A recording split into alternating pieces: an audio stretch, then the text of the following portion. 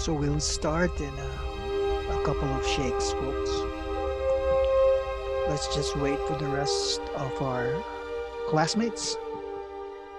And don't forget, let's do cameras on so at least I can memorize your faces. We're 10 in the class, well, 11 including me. At nakapasok na 8, so we're just awaiting 2 more folks. But it's 1 o'clock, so maybe we can just start. And so, halika, let's camera on, folks. Aray.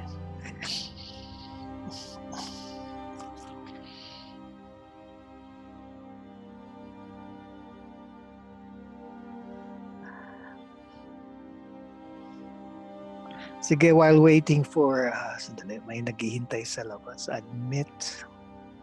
So while waiting for one more person, kasi nga, siyam na, tama. I want to start again by asking you, kamusta kayo? And I'll isa-isahin ko kayo para marinig ko yung mga boses nyo. So I'm gonna start it based on what I see on my screen. So Rona, kamusta ka na? Ever since last Thursday, on a scale of 10, sige. 2. Oh, bakit 2?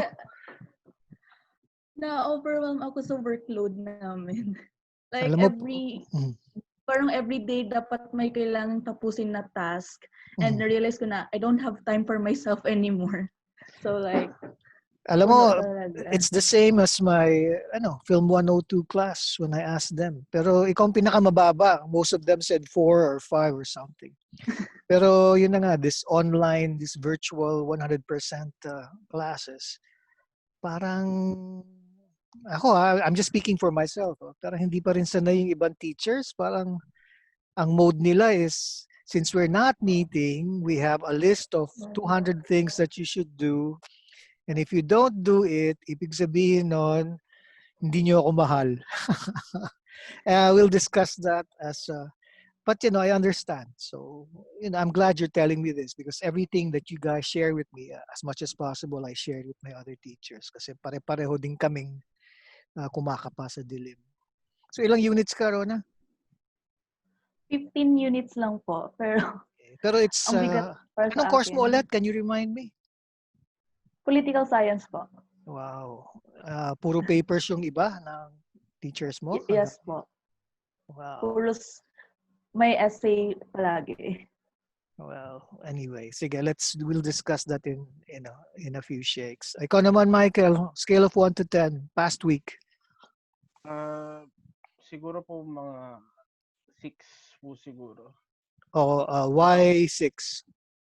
Kasi medyo same din overwhelming po yung remote learning po so far kasi parang kapag halo po kasing asynchronous tsaka synchronous yung mga klase ko. So yung asynchronous parang ang daming kailangan mo isipin lagi. Parang lagi kang may kailangan gawin kasi yun may nga, checklist, no? Opo, may checklist po. Tapos kapag synchronous naman po, parang hirap din po na iba yung feeling ng regular classes sa synchronous na online classes po Iba. May some Tapos parang yung feeling po na pahinga na pagka-uwi, wala kasi wala nasa bahay ka na Wala po yun So medyo di naman siya for 12 units lang naman po ako ngayon pero yun nga po medyo overwhelming. So medyo mas mataas pa po sa 5 yung rating ko pero hindi rin siya ganun kataas talaga kasi anong course mo ulit, Michael? Non-major po ako ngayon. Okay. Pero galing engineering. Okay, great. Karma, scale of 1 to 10.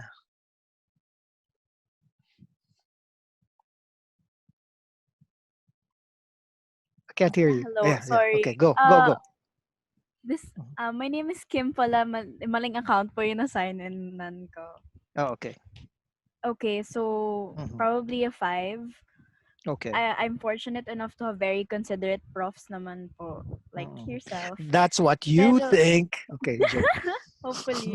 Pero ang reason po talaga ako nahihirapan majors ko because I spent the last 6 months, not thinking critically, not having to deal with analysis. So ngayon my Yeah. brain is having a hard time readjusting Yeah. kasi wow, I have to be smart again. Parang hindi Yeah. ko, I'm very uh, Mhm. scared din baka Aha. hindi ako Mhm. maka-keep up sa Anong course mo, mga Kim? chemistry po. Oh my God. Kaya mo yan. Ang default mode na ating mga tiga-UP din ako, is smart.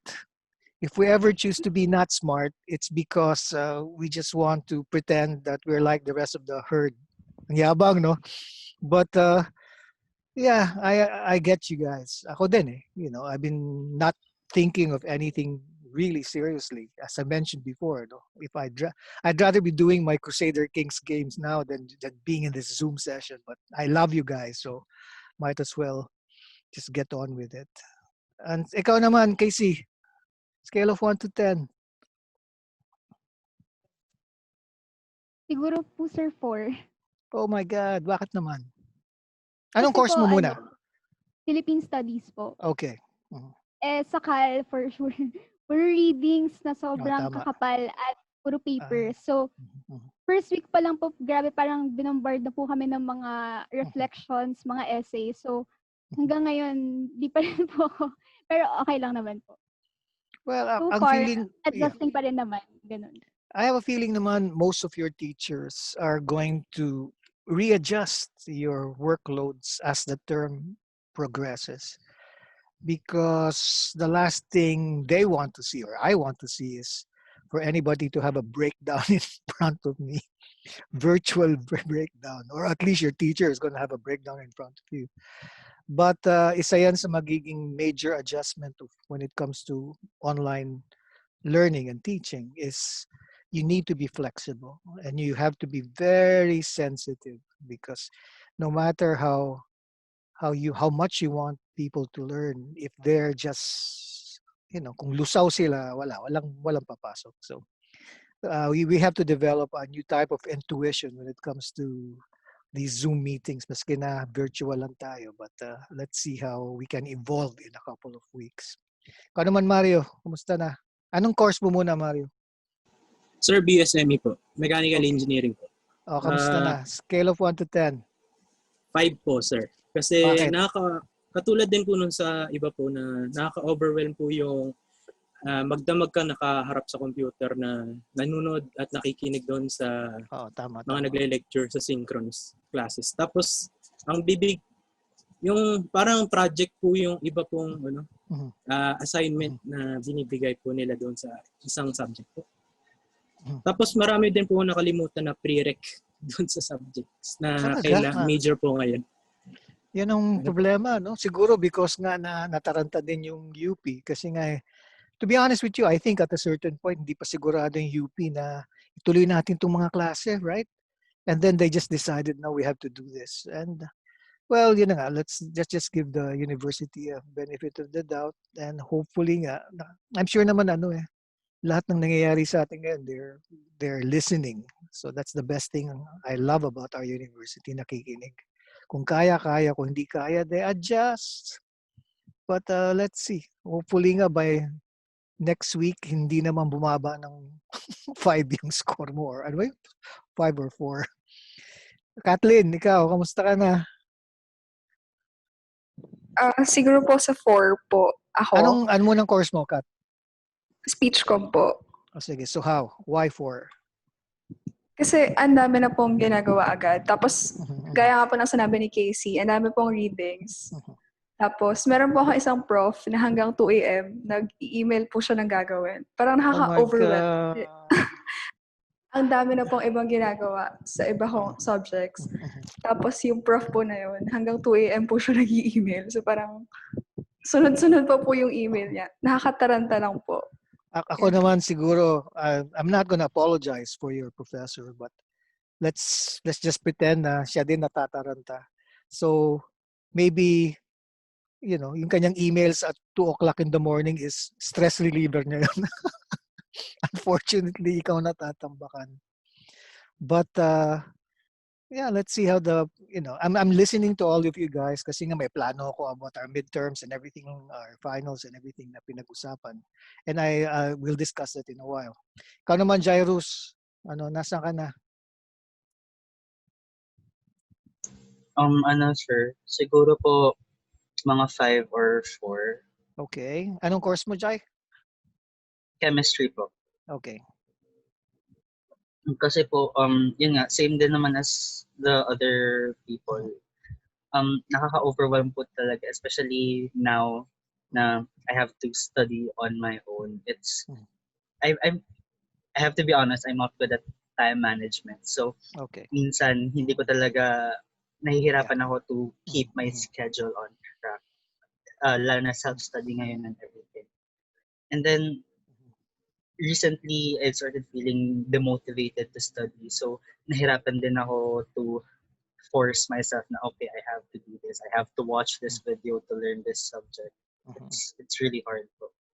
Well, I guess that's everybody's case. Katulad ng sinabi ni Kim kanina na biglang dumating lahat yan, sabay-sabay. Kasi it's not as if last term nasanay na tayo and most of us are just starting again. But well, anyway, concerning the motivation thing, isa yan sa mga skills na dapat nating matutunan, including me. I'm talking to myself primarily because honestly, mahirap din eh. I mean, I'd rather be face-to-face with you guys.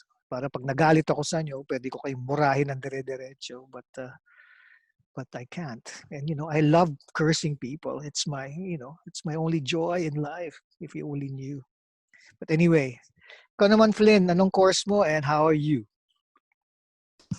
From computer engineering po ako and grew up like a 6 or a 7. Okay. Collectively, overwhelming din naman kasi yung online learning and remote learning. Pero I think I've been blessed with my profs din. Actually, major part din na blessing na well-versed sila sa technology. So they really try to cater to our needs. Tapos sobrang considerate din naman nila. So, kudos to your professor. And I'm just happy about that.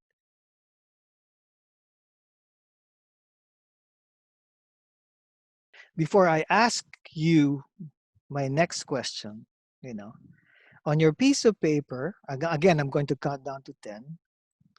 Give me one word that describes, syempre si Jansen ang susulat niya, not applicable.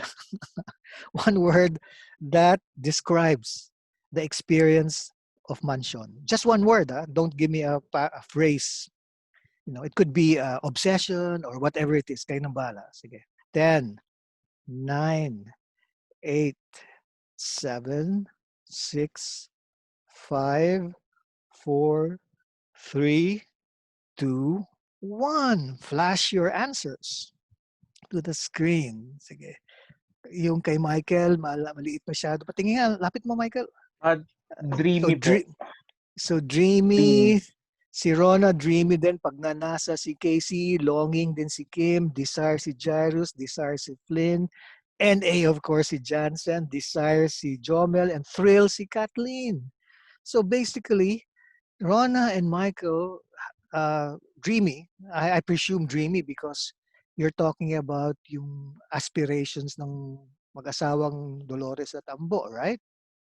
And si Casey, Kim, Jairus, Flynn, Jomel, and Mario, desire, temptation, pagnanasa was because, inherently, there's something in the human experience that drives us. And the thing that drives all of us, whether you're rich or poor, may pinag-aralan o wala, is the principle of desire.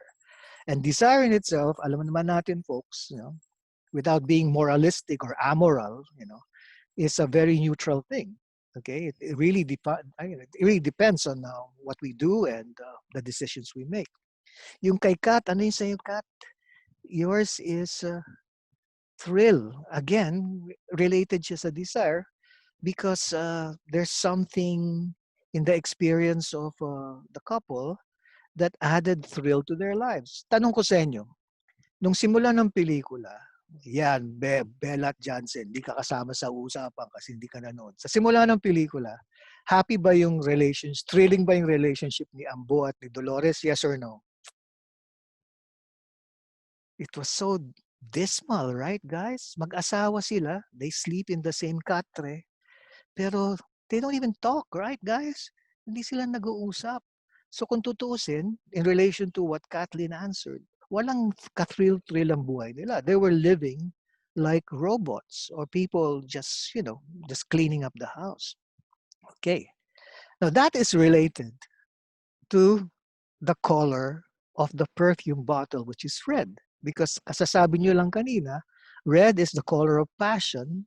And once you mix passion and let's say sabihin mo ng lack of passion, you have drama. Isa pang gusto kong itanong sa inyo.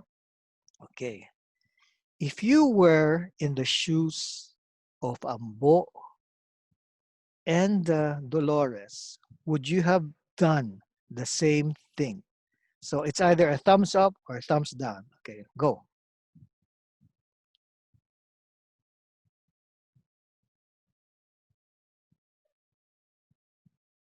Hindi maka-decide si Kato.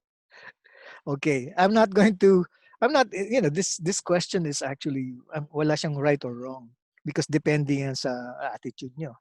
Pero para sa akin, if you asked me, kunyari, I wasn't your teacher, well, my initial reaction was, I'd be like them.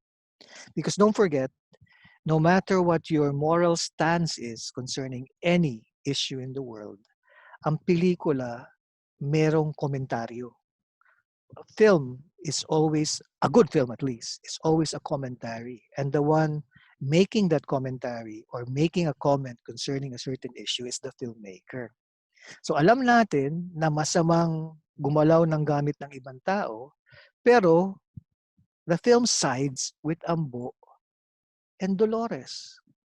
And I think when I talk to my students, and it's in the video, which is the pre-interview video, I talk about Mansion being a very subversive film. It's because of this. All throughout our lives, especially if you live in a Judeo-Christian world, sinabihan tayo na when it's the property of other people, thou shalt not steal, no, don't touch it. But the film sides with people who have broken that tenet. And para sa akin, brave yan because mas malalim yung tanong eh. Sino ba yung mga taong may karapatan na maka-experience ng pleasure in life? Is it limited only to the people with money? Or does every human being have that right or, that should have that accessibility to the joys or the simple joys of life? Yung amo ba sa mansyon, mabait o hindi mabait na tao? Yes or no? Bakit hindi, Jairus? Of course, when you answer this, no, you have to refer to that specific instance in the film that gives you this impression. Bakit, Chai? Sir, gusto ko lang i-quote yung isang sinabi niya. Parang, very good. Nako, buti na lang pinahiram kayo ng kapatid ko. Very good. It strike me kasi yung word na pinahiram, parang sinasabi mo na si Ambo at saka si Dolores ay hindi tao. Uh-oh. Ano sila, object sila na pwedeng ipahiram lang. Tapos meron yung sinabi rin may mga bagay dito na mas mahal pa kaysa sa inyo. Exactly. Yun po, parang, so, you're not only treating them as objects, you're treating them as worthless objects. So, you know what, guys? Can I just show you bits and pieces of my talk with Joel? And then I'm not going to show you the whole thing. What I will do is after this class, I will upload the whole thing so that you can listen to his own words. And I'm just very happy that this guy who was very busy gave us time. And I said, can you do this for my Film 12 class? And he was generous enough to do it. So, susubukan ko mag-share screen. Kung pumalpak ako, pasensya nyo na si Sir Ed. But I have a feeling this will succeed. Question, saan ang galing yung idea ng mansion? Hindi ka ganun katanda, Joel Ruiz. Come on. Yeah, it was Oh, wow. Your yaya. I'm sure it was your fucking yaya. No.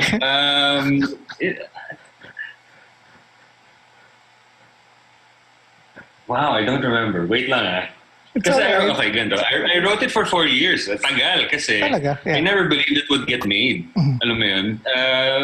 This is the early 2000s. So there's no money in short films. There's no venue to show it except for Gawad CCP. So I never believed that it would get done. So basta at that time,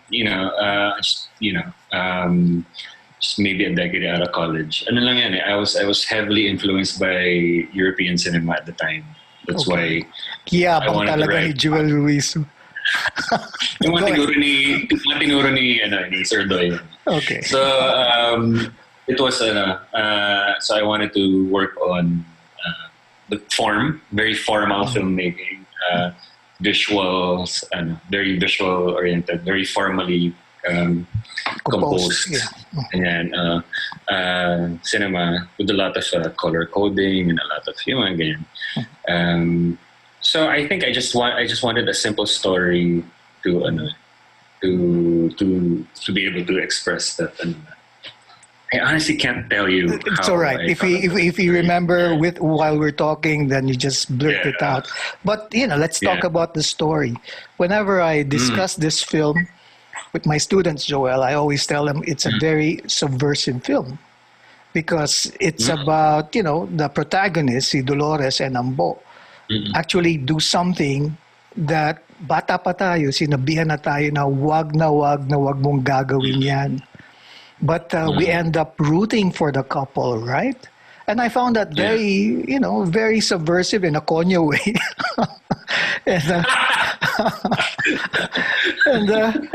Because I think one of the reasons why I show it is because it questions the idea of us.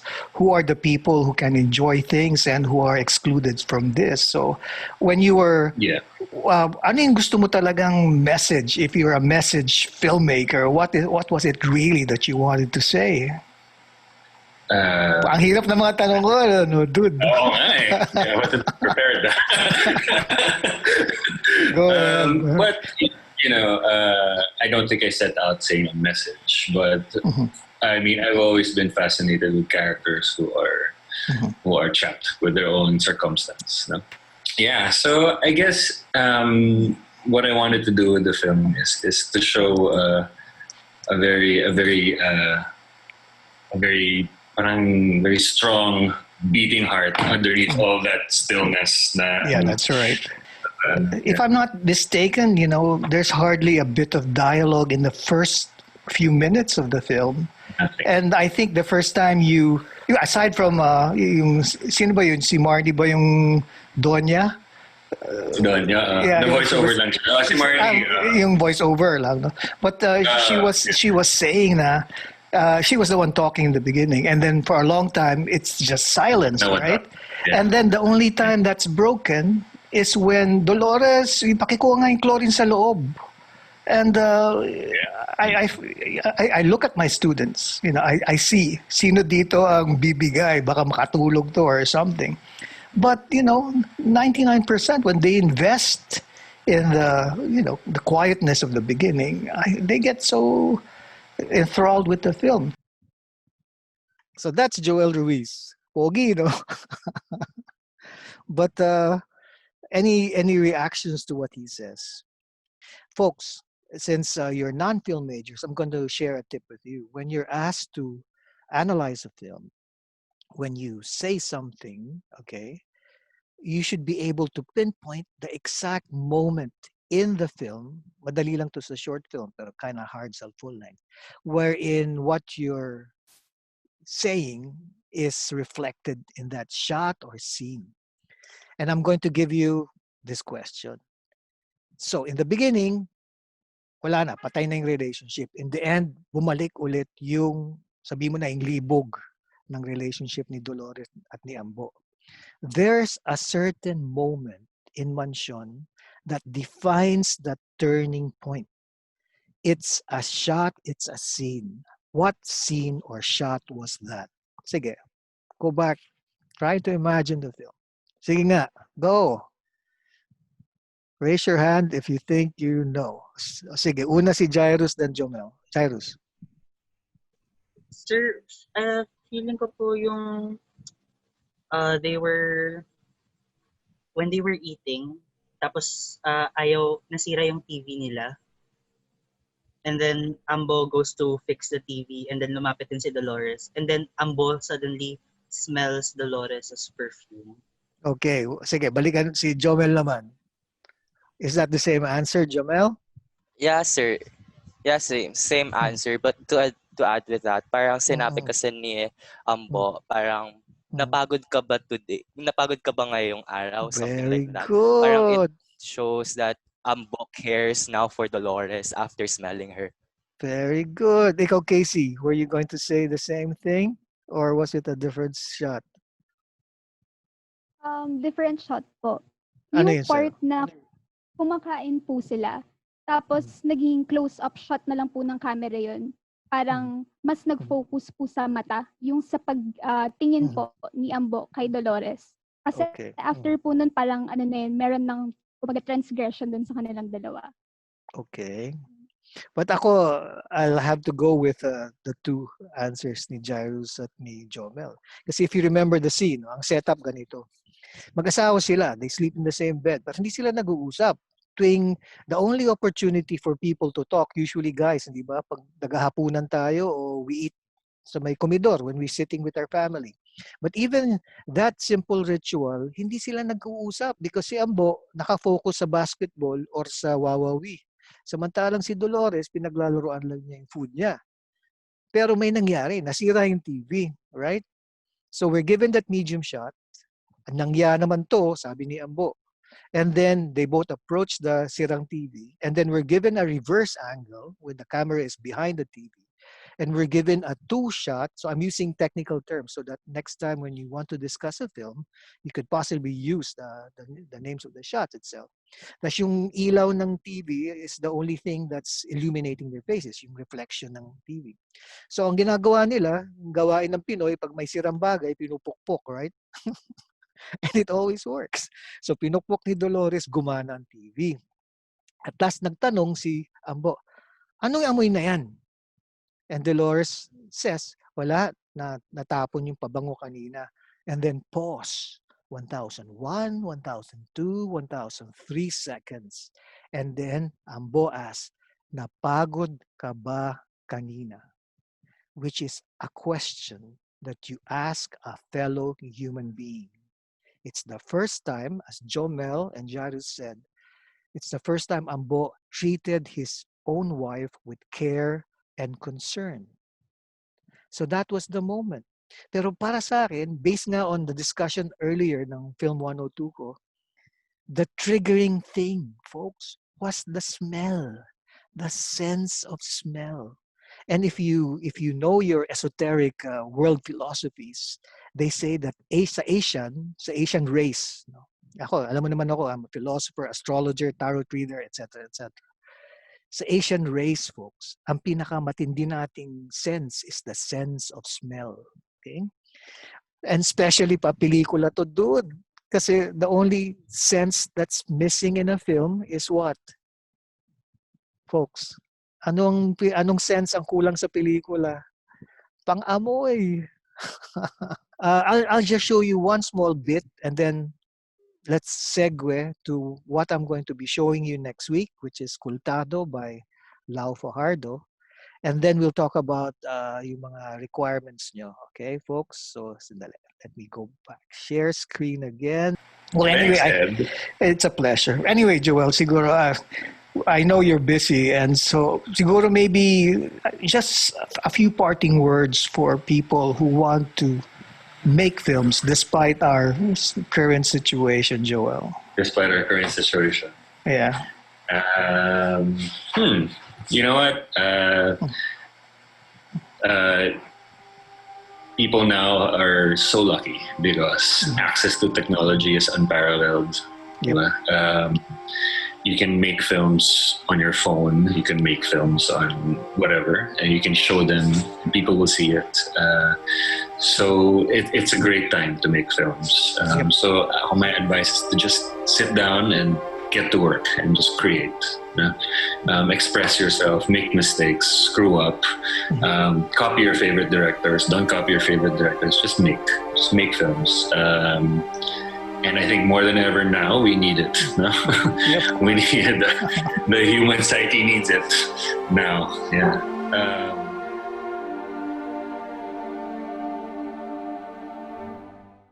Actually, what he's just trying to say is you can make whatever film you want. But I think ang pinaka-importante sa you guys is,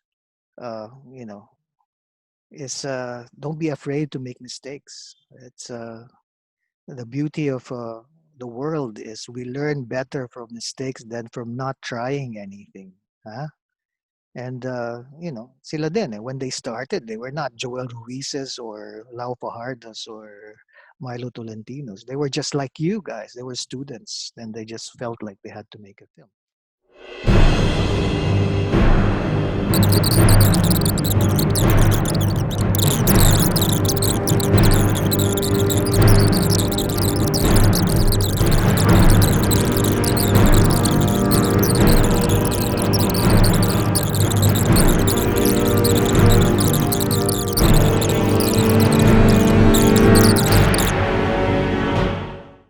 So yun na nga folks, maski nakatingin lang tayo sa monitor natin, nakakapagod, no? Bakit ako, pag naglalaro ako ng Sims 4 o Skyrim o Crusader Kings, hindi ako napapagod. But pag nakatingin ako sa mga mukha nyo, napapagod ako.